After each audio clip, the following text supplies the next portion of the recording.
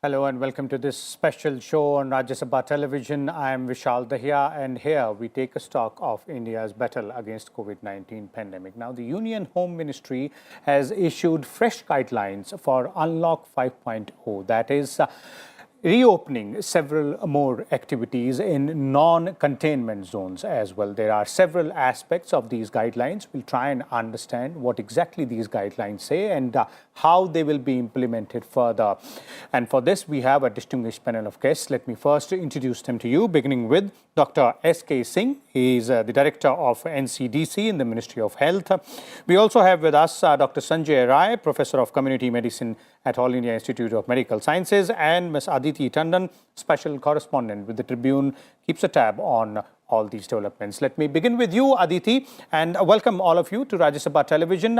So, Aditi, let's start by looking at the highlights of these guidelines for Unlock 5.0. Yeah, Vishal, you've already pointed out that we are into Unlock Phase 5 for the first time since the national lockdown was announced on May 25th, everybody would remember, and gradually the economy and all other related activities are being opened up because as Prime Minister Modi has said that we have to get used to this new normal of living with COVID. So what are the highlights of Unlock 5? The most important highlight is that all cinemas, multiplexes and all entertainment parks and entertainment centers will be allowed to open from October 15th with 50% seating capacity. Now that's very important because, as you know, the cinemas, multiplexes, theaters, etc. have been closed for fears of COVID transmission for a very long time. The second important highlight of Unlock 5 is that states and UTs will be allowed to take a call on graded opening of schools.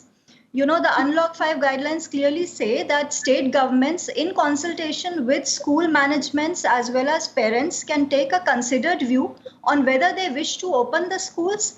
However, it has also been emphasized in the guidelines to ensure the safety protocols that students will not be forced to, keep up with their attendance, and the schools will continue to encourage online learning and digital learning. However, there will be flexibility given to the schools as well as parents' assent will be needed. Their consent will be needed if any child has to be sent to schools. Okay. So that again has been allowed. The third very important thing is, Vishal, which is of course being debated very heatedly right now.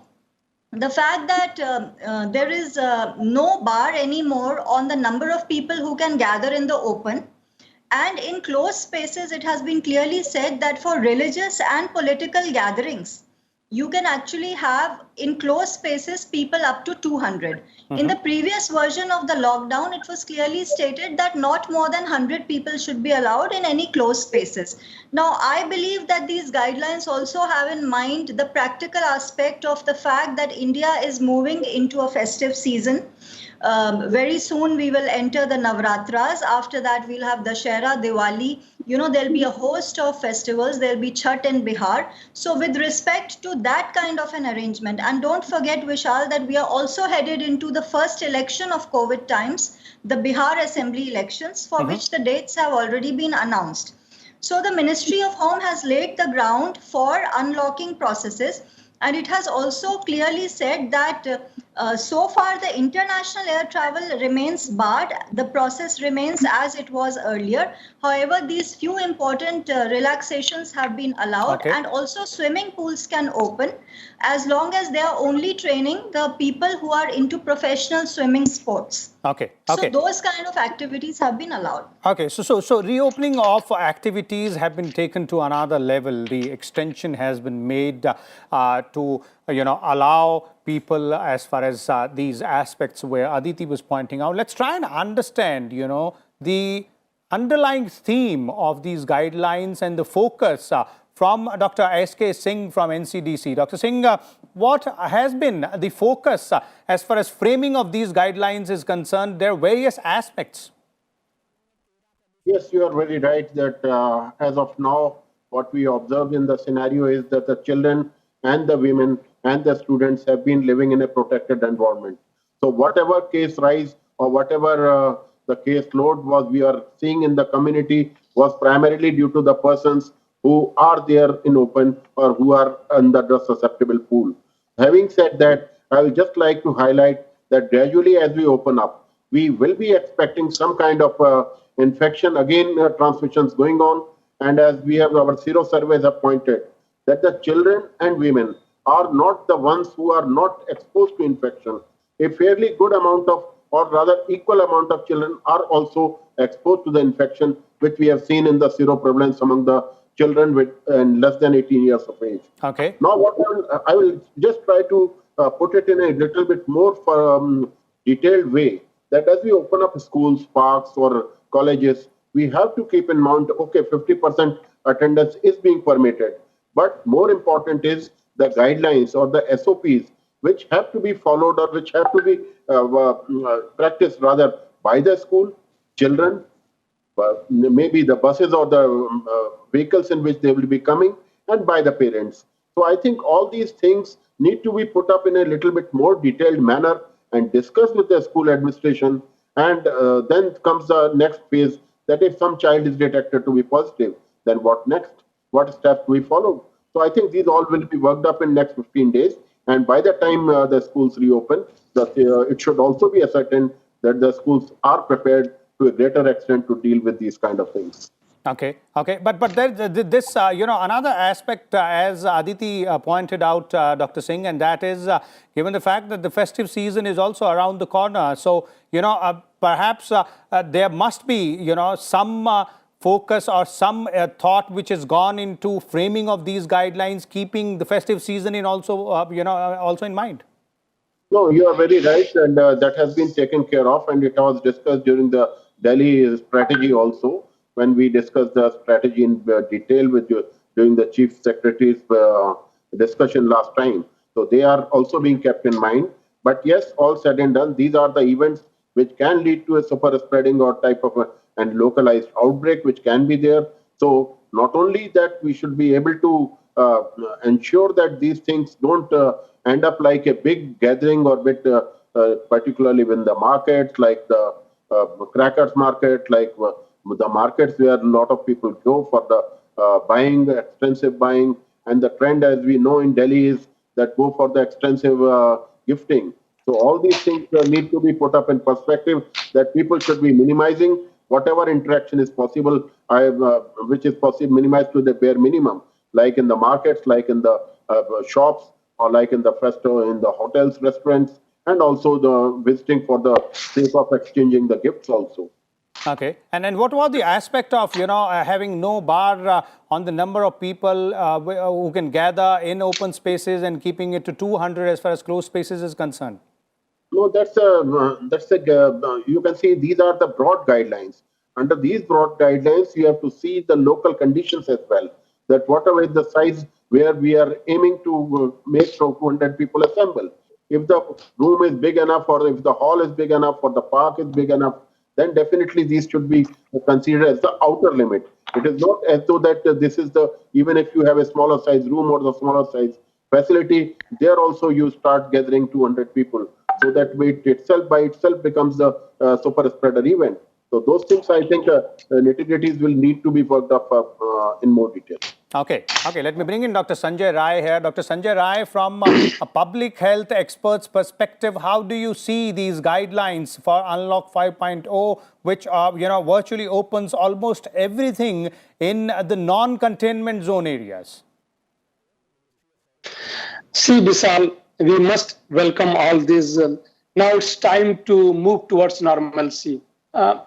You must understand what was the purpose of lockdown. The primary purpose of the lockdown was to slow down the pandemic and gain time for the preparedness to fight that pandemic. And this purpose has already been achieved. And there is no evidence that any useful purpose would be served by extending the lockdown. So that's why the government of India started unlocking everything. And now almost we are moving towards the normalcy. And we know this lockdown we cannot enforce for indefinite period, because of various reasons, not only because of this livelihood, etc. Even for morbidity due to other health condition or really more if you compare with your COVID. So you had to move towards normalcy. So opening up a school and other educational institution could be started in greater manner, and that is in the lockdown 5 also. So the closure of education, see what is happening. If you close all these institutions, especially in school for children 5 to 18 years, has a significant impact on teaching and learning system as well as mental health of the children, and we have sufficient throughout the world. The impact has been disproportionately higher among those who are of lower socioeconomic status. They don't have all these like electronic media, laptop, etc. In the number, you can say. So they do not have social capital for alternative like digital platform. What we have the upper society. And whatever scientific evidence is available that that infected children are at extremely low risk of developing morbidity. They are not at very high risk of developing the severe disease or morbidity. Adult and those elderly are at definitely greater risk of developing morbidity and also the severe morbidity. Okay. So if you see this risk of young children transmitting this COVID-19 to other family members, this is also a assumption that they may transmit infection to, if you open a school, they may transmit infection to other members of the family. But this could be the same as the adult family member who are permitted to carry out activities outside the home environment. Okay. And the Sero survey of Delhi, if you see, almost 35% children are infected, children between 5 to 17 years age. So that means they are already infected. So there is no point of keeping these all institutions closed. Okay. Yeah. Okay. Let me go back to Aditi here. Aditi, as both our panelists are pointing out, Dr. Singh and the public health expert as well with us, Dr. Sanjay, it looks, and it all sets as well, that's exactly the direction we've been moving on slowly from Unlock 1.0 to Unlock 5.0 here. The idea is to go ahead and reopen slowly, stage by stage. But with these guidelines, one thing which is very clear is also that the local administration, the state governments, a lot of onus lies on them as well to ensure that the SOPs are followed, and then other stakeholders as well. For example, the school administration or the college administration or even the Cineplex administration out there, and obviously the general public.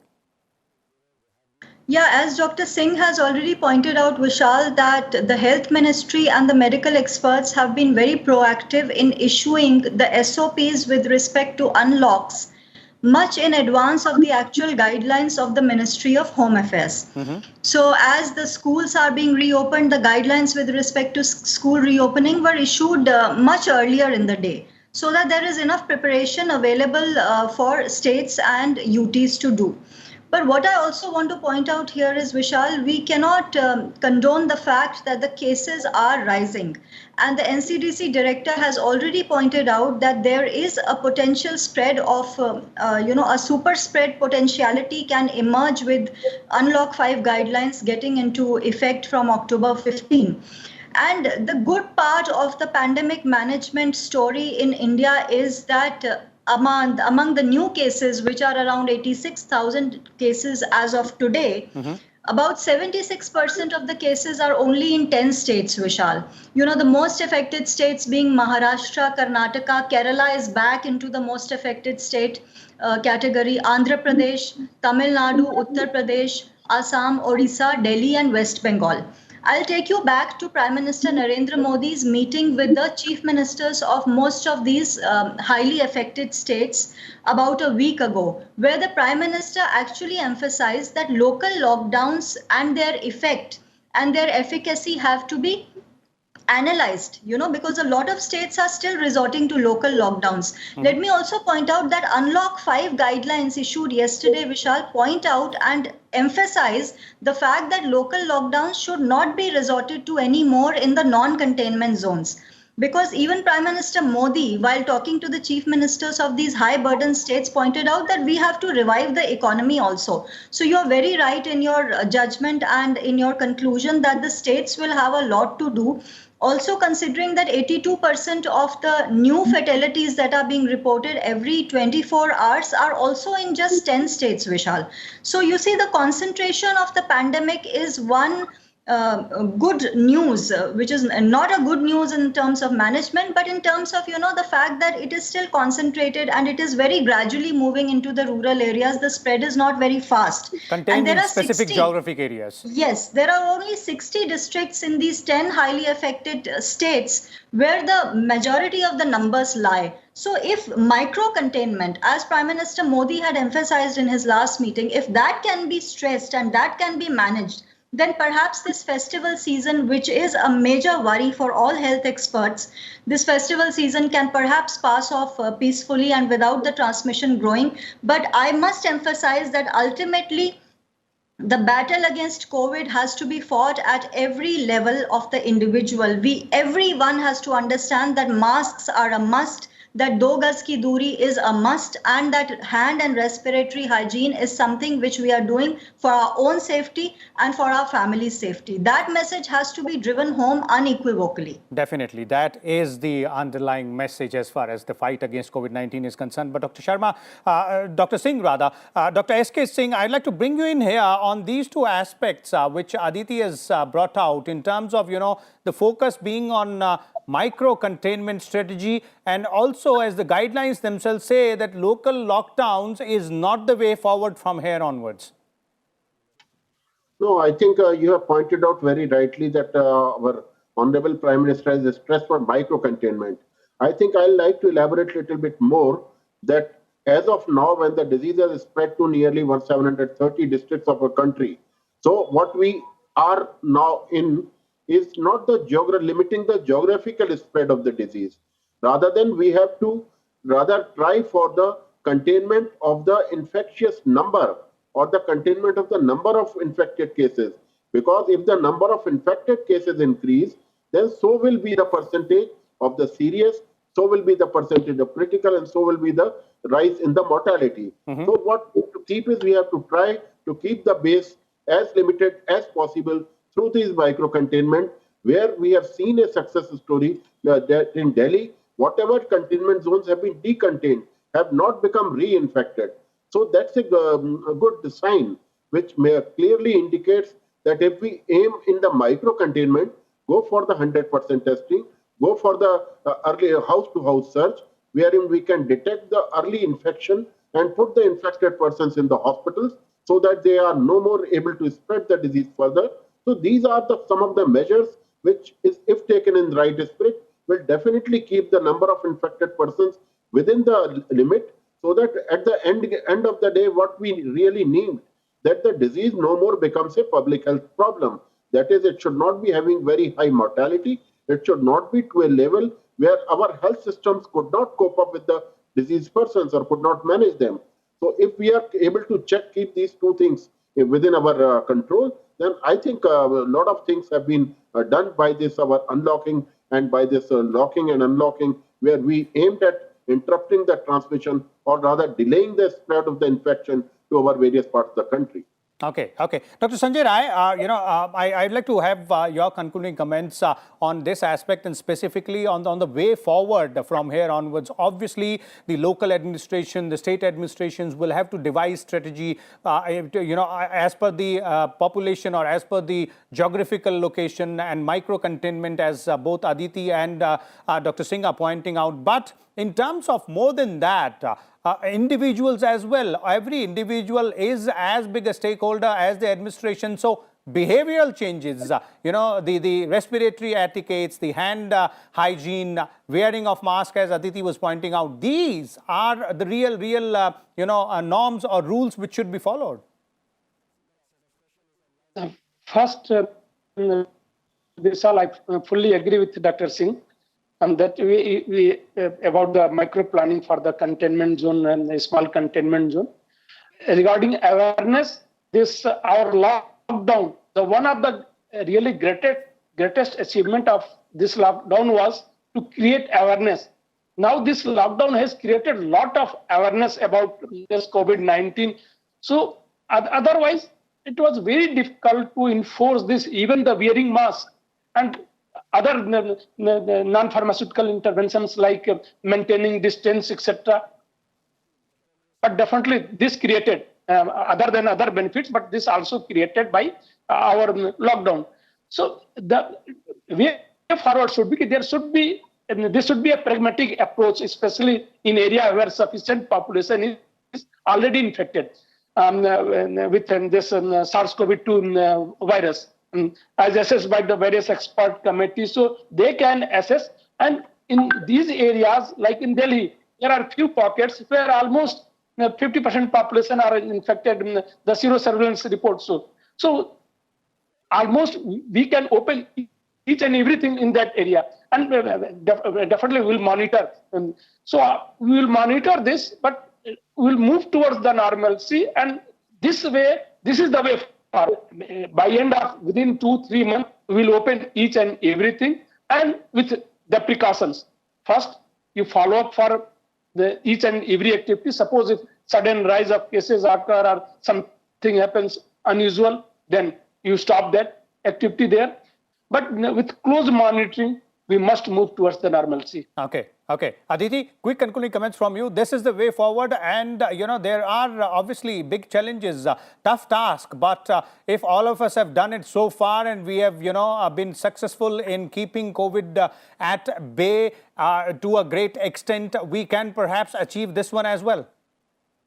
I totally agree. In my concluding remarks, I would just want to point out, Vishal, that the Supreme Court of India did a lot of morale boosting for unlock guidelines when it refused to defer the JEE main examinations and the NEET UG examinations for medical admissions. Let us not forget that the agencies tasked with conducting these exams conducted these exams successfully. Around 8 lakh students took JEE mains between 1st and 6th September. More than 15 lakh students took NEET UG exam for MBBS admissions on 13th September. And yesterday, the Supreme Court has again refused to entertain a petition which was seeking deferment of the civil services prelim exams, which are to be held on October 4. So see, the point is that everybody is moving forward, and with a lot of precautions that the national testing agencies are taking to conduct these examinations. This is a good example of how things can be achieved. Okay. I'm sure just as exams have been conducted, festivals will also be held in a safe environment, and every individual will rise up to this national duty. Okay, there it is. Thank you so much, Aditi out there, Dr. Sanjay, as well as Dr. S.K. Singh, for sharing your views with us and our viewers. As our panelists have pointed out, these are some of the highlights of Unlock 5.0 guidelines, wherein a lot of activities have been allowed, such as opening of multiplexes or cinema halls with 50% occupancy. Also, allowing the state governments to decide whether they want to open schools and colleges as well for research fellows and those involved with the science streams as well. There are certain SOPs which have to be followed. But ultimately, it comes down to you and me, the normal individual, general people, following the golden rule of wearing a mask, washing our hands frequently, and maintaining or practicing social distancing along with respiratory hygiene. So let's decide to do this, and we will obviously overcome all these challenges as far as COVID-19 pandemic is concerned. Thank you so much for watching Rajya Sabha Television. We'll come back again tomorrow with a different topic. Thank you.